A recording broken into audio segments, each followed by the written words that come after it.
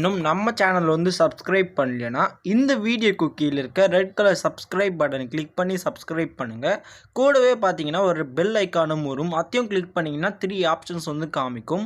அதில் பார்த்தீங்கன்னா நீங்கள் ஆல் என்ற ஆப்ஷன் கிளிக் பண்ணிங்கன்னா நம்ம சேனல்லேருந்து வரக்கூடிய எல்லா அப்லோட்ஸுமே உங்கள் ஃபோனுக்கு நோட்டிஃபிகேஷன்ஸாக வந்துடும்.